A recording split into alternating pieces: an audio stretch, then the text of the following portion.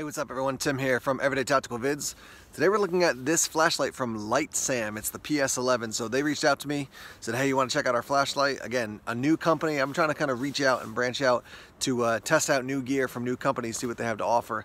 So it's a tactical looking flashlight. You can see they said that it has 1,380 lumens.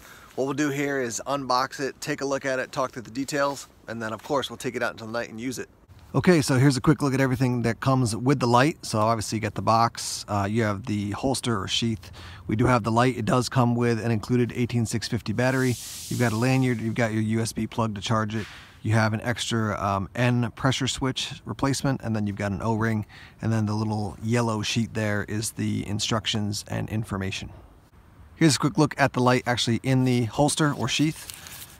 I will show you that this button is down under here, and some people might be afraid they'll bump it, but I have pressed this thing again and again and it doesn't have any impact on the light coming on. So it's only your N pressure switch that's going to turn it on down here, and then that's to actually adjust the light as far as your different outputs. You do have a snap here in the back, and then this is also sewn in.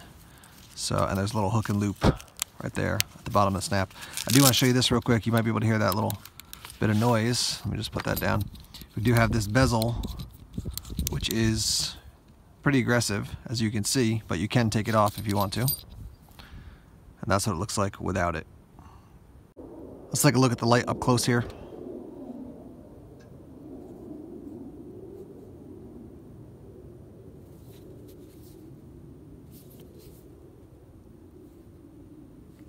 So a couple things to note. You can see where your clip is here, so that much is going to be sticking out of your pocket. It is textured here. Actually, one of the nicer textures I've seen on flashlights. Not too aggressive, but definitely will give you some extra grip and control. There's your bezel end there. There's your pressure switch. Easy to turn it on and off. And then nice size for the selector switch once it's actually on. Sometimes they're just too small for my preference, so that's a nice size there. Let me give you some details on your outputs. I got the info right here. So low is 30 lumens for 120 hours. Medium is 300 lumens for 3.8 hours. And then your high is 1,380 lumens for 1.5 hours.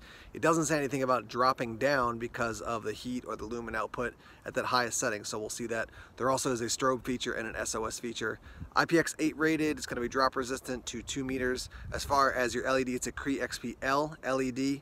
And it is HA3 military hard anodized finished aluminum alloy as far as the material. You know, initial impressions feel solid. Your price point's gonna be around 50 bucks for this thing.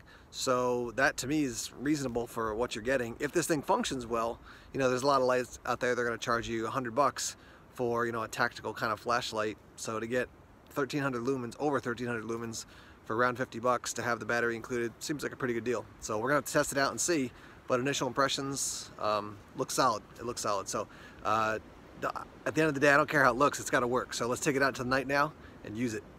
I'm in my front yard now. I'm going to shine the light at a rock, which is about 50 feet away. This is at 30 lumens. And you can start to pick up the rock a bit there. Not super clear on camera, but I can tell you that with the human eye not looking through the camera lens here, I can see about probably half the yard, which is about 75 feet from the woods over to the driveway. Let's go up to the 300 lumen output. Definitely can see, I would say, about probably 75–80% of the yard now, and then the 1380 level. And what I'm going to tell you immediately is that from the 30 to supposedly 300 to 1380, there's not a huge jump between that 300 and 1380. I think we're probably more accurately like maybe 30 lumens. Then this is probably more like, I don't know, more than 300, I would definitely say. And then the jump up, there's not a huge jump. You could barely see it on camera. Let me scroll between the three options again. Okay, here's the lowest, medium, and then high. You could definitely see a difference, but not a massive difference. I will tell you that the light has a hot center. I mean, it is not going to be a floodlight for you. As I look around here in my front yard, the center is definitely notably hot. Good throw on the light though, I can definitely tell you that. Let's go to strobe. And you can see fast and then a little bit of a slower strobe. And then here's SOS.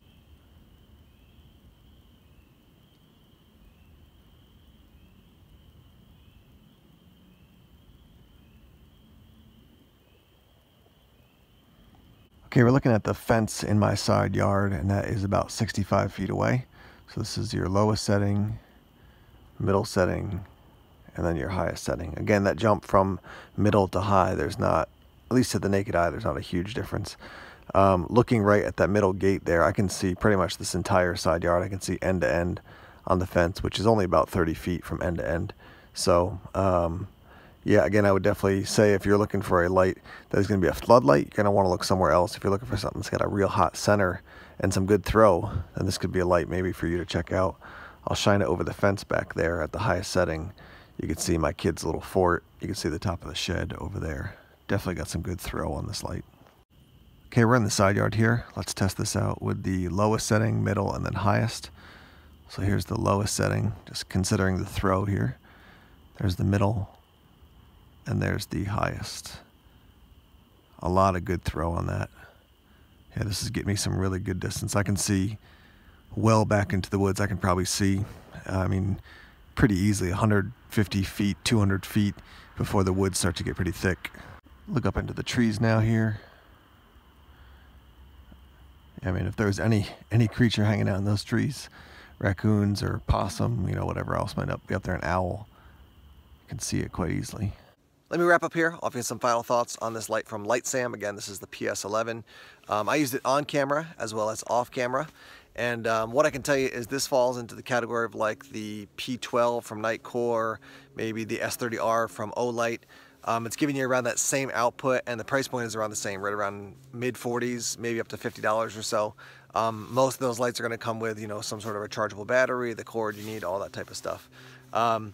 Again, I think the main challenge here is that I think you're getting a lot of output. I just don't think the 3 different ratings are accurate. So as far as accuracy, that's a little bit of something they need to improve on, I think. But overall, you know, for the price point, for the output, for the usage, it worked well. I mean, you're getting a tactical style flashlight with an 18650 battery, with your cord, with a couple extra bonuses. I feel like this light is similar to FitTorch, which I reviewed probably a couple weeks ago. As far as their main challenge is just going to be exposure, at least in the markets that I'm connected to and the people that I know. This is not a super well-known company, so we'll see. If you see more and more of these coming out, I'll be interested to test out some of their other lights and to see, you know, are they another company we should be checking out with, you know, a lot of the companies out there. Obviously there's Streamlights and Surefire's been around for a while, but you know, TrueNight, Olight, Nitecore, JetBeam, those types of companies that probably have a little bit more exposure, at least at this point. So I did talk to a representative from LITESAM the other day, and he was showing me some of their sales. So there are a lot of people buying the product, it sounds like, at this point. If you own something from them, particularly the PS11, I'd love to hear your thoughts, your experience on them.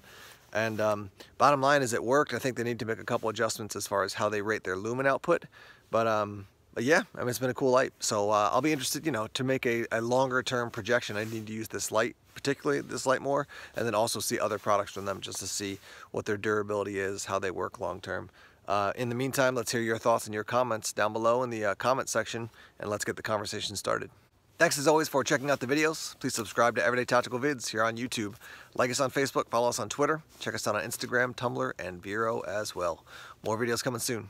Take care.